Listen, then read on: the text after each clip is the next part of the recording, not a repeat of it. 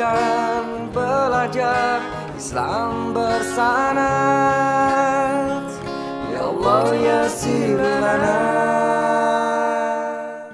Assalamualaikum warahmatullahi wabarakatuh. Alhamdulillahirabbil alamin. Wassalatu wassalamu ala asyrafil anbiya'i wal mursalin sayyidina wa habibina wa maulana Muhammadin wa ala alihi wa sahbihi ajma'in, amma ba'du. Santri Rumah Kitab yang dirahmati Allah, pada kesempatan kali ini kita akan membaca satu pasal mengenai tata cara istinja dengan batu dari kitab Safinatun Najah karya Syekh Salim bin Sumer Al-Hadrami Asy-Syafi'i. Sebelum kita memasuki pembacaan kitab tersebut, ada baiknya mengirimkan surat Al-Fatihah untuk almarhum penulis itu kitab.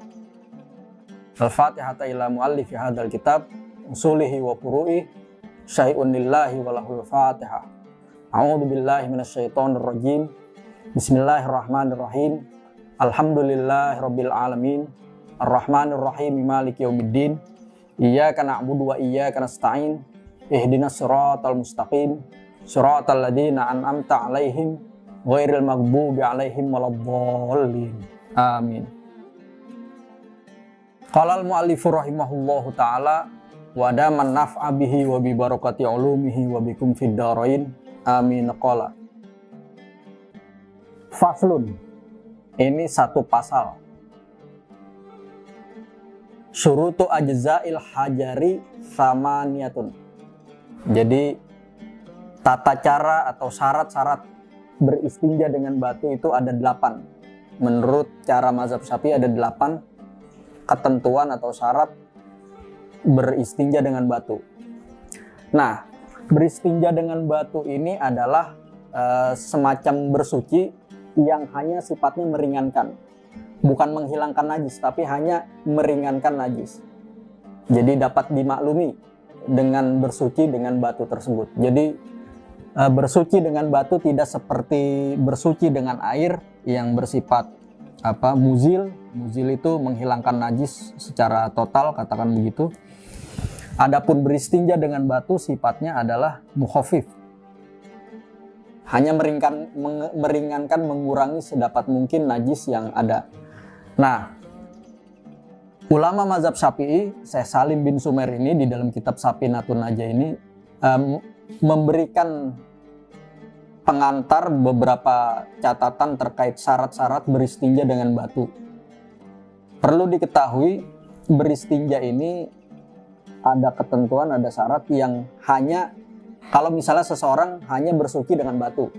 Meskipun menurut mazhab Syafi'i yang utama adalah beristinja dengan batu kemudian disusul dengan air. Nah, dalam situasi darurat di mana air kita mengalami keterbatasan air, lantas kita hanya menggunakan bersuci dengan batu.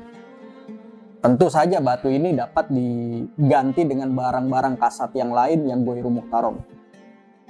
Dasar daripada beristinja dengan batu sebagaimana kita tahu, Syekh Nawawi Banten di dalam kitab Kasyifahnya ini mengutip satu hadis yang mengatakan wal yastanji bisalah sati ahjarin. Jadi hendaklah kamu beristinja dengan 3 batu. Syarat pertama yang di sini disebutkan adalah ayyakuna bisalah sati ahjarin. Beristinja dengan batu itu disyaratkan dengan 3 batu atau dengan 1 batu yang memiliki 3 sudut. Karena hadisnya mengatakan hendaklah kamu beristinja dengan batu, maka meskipun kalau kita misalnya bersuci dari buang air kecil atau buang air besar, dengan 1 batu atau dengan 1 sudut batu atau 2 itu sudah cukup kita anggap membersihkan, tetap kita harus melakukannya sebanyak 3 kali berdasarkan ketentuan dari hadis Nabi kita Muhammad SAW. Jadi 3 kali batas minimal, meskipun 2 atau 1 saja sudah cukup memadai, tetap kita harus menggunakan 3 batu atau 3 sudut batu.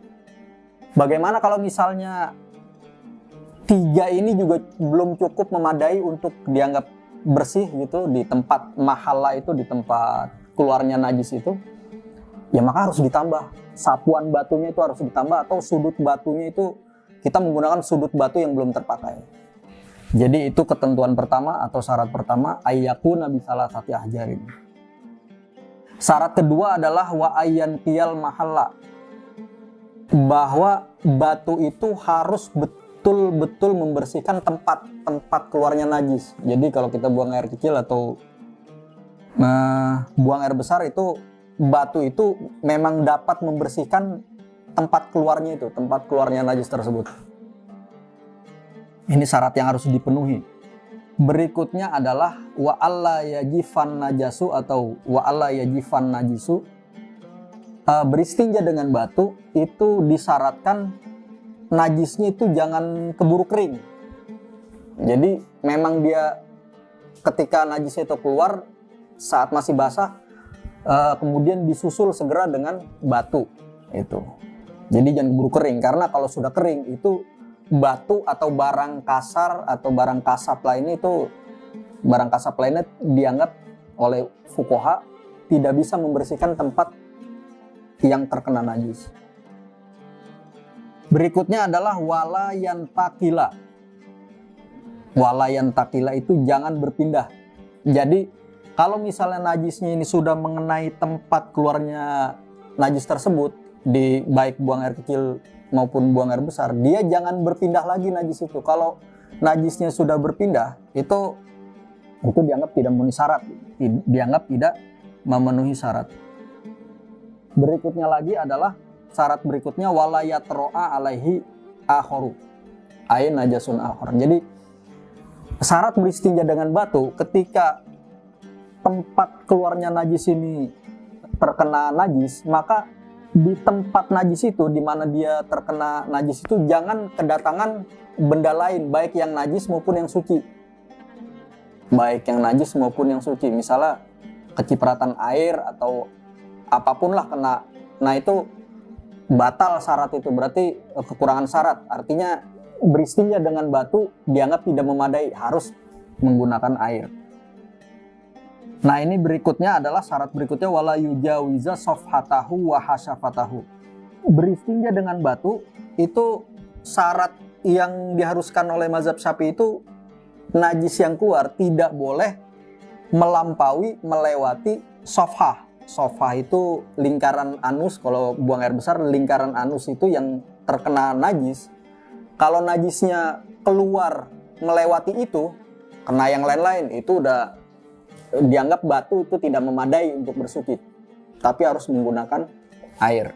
Atau misalnya kalau di depan hasyafah itu kepala penis, tempat keluarnya najis atau terkena najis itu, ketika najisnya melewati kepala penis itu, kena yang lain-lain, itu udah dianggap tidak memadai, tidak memenuhi syarat. Jadi tidak boleh najis yang keluar itu melewati, kalau buang air besar itu lingkaran anus, atau kalau buang air kecil kepala penis itu atau kepala vagina itu enggak, atau mulut vagina tidak bisa diselesaikan dengan batu.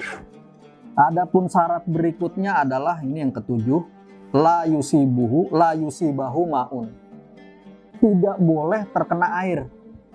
Jadi najis yang keluar itu atau tempat kemaluan depan maupun belakang yang terkena najis kemudian terkena air, itu udah kehilangan syarat, berarti dia tidak boleh. Jadi bener-bener basahnya itu karena najis yang keluar, kemudian buru-buru disusul, diusap atau disapu dengan batu tersebut. Adapun yang terakhir adalah syaratnya tentu saja wa antakunal ahjaru tohirotan. Jadi batu yang digunakan untuk bersuci, baik itu 3 buah batu atau misalnya 3 sudut batu, itu semuanya dipastikan harus suci. Itu menjadi syarat. Bagaimana kalau tidak suci? Ya tentu saja tidak bisa kita menyucikan sesuatu dengan benda yang najis. Saya kira demikian kajian kita, bahasan kita terkait tata cara atau syarat beristinja dengan batu menurut mazhab Syafi'i yang terdapat di dalam kitab Safinatun Najah karya Syekh Salim bin Sumer Al-Hadrumi. Santri rumah kitab yang dirahmati Allah, marilah kita terus meningkatkan ketekunan kita di dalam mengaji terkait hal-hal dasar keseharian yang menjadi kebutuhan kita. Mudah-mudahan Allah Ta'ala memberikan rahmat bagi kita semua. Ada baiknya kita tutup forum ini dengan pembacaan hamdalah. Alhamdulillahirabbil alamin. Wassalamualaikum warahmatullahi wabarakatuh.